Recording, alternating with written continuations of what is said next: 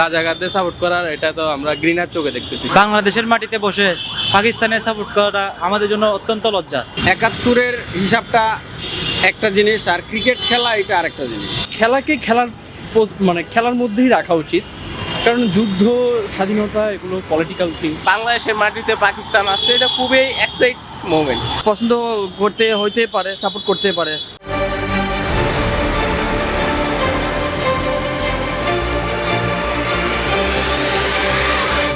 বাংলাদেশে বসে পাকিস্তানের সাপোর্ট করাটা আমাদের এই প্রজন্মের জন্য অত্যন্ত লজ্জার।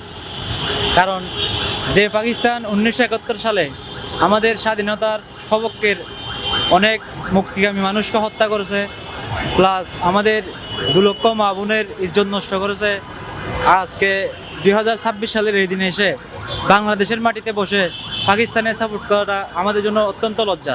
1971 সালে একবার বাংলাদেশ পাকিস্তানকে পরাজিত করেছিল, আজকে আমাদের 2026 এসেও বাংলাদেশ পাকিস্তানকে পরাজিত করেছে।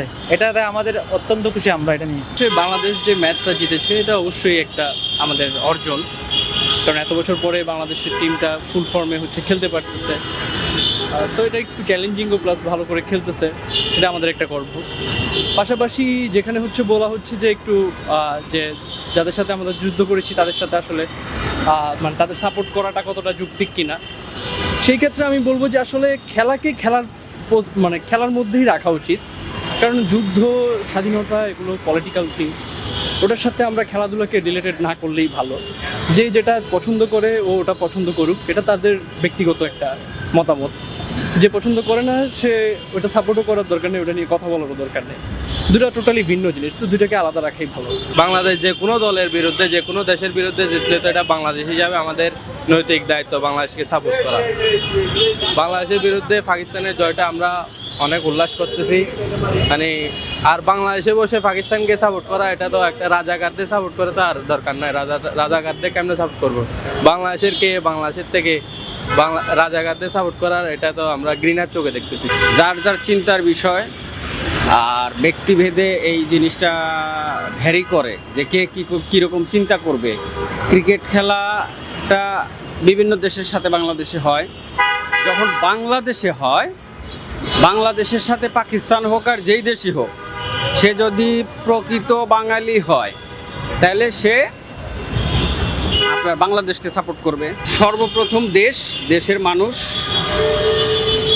তারপরে অন্য চিন্তা ভাবনা।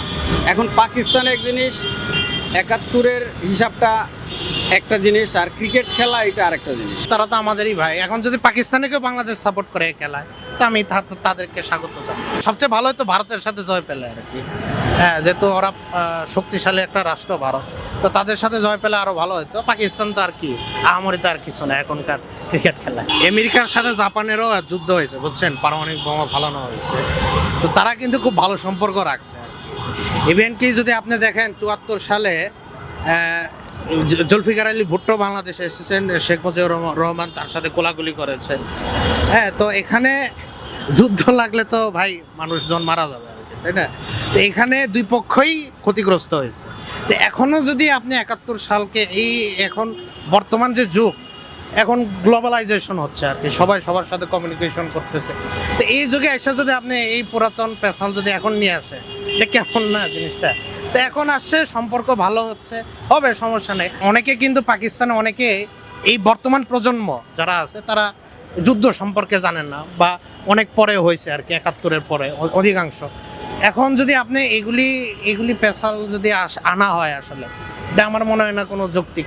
বাংলাদেশের মানুষ হইয়া, বাংলাদেশে বসবাস করিয়া, বাংলাদেশের গণতান্ত্রিক দেশে বসবাস করার পরেও পাকিস্তান যারা আমাদের দামায়া রাখতে চাইছিল, আমাদের অধিকার খাইটা নিছিল, গণতান্ত্রিক যে অধিকার ওরা হটাইয়া নিছিল আমাদের কাছ থেকে, এরপরেও যদি আমরা ওদেরকে সাপোর্ট করি, যেরকম অনেকেই বলে, অনেক মুক্তিযোদ্ধাই বলে, তাদের কাছ থেকে আমরা শুনছি যে মুক্তিযুদ্ধ শেষ হওয়ার পরেও কিছু পাকিস্তানি রাজাকার আমাদের দেশেই রয়ে গেছিল।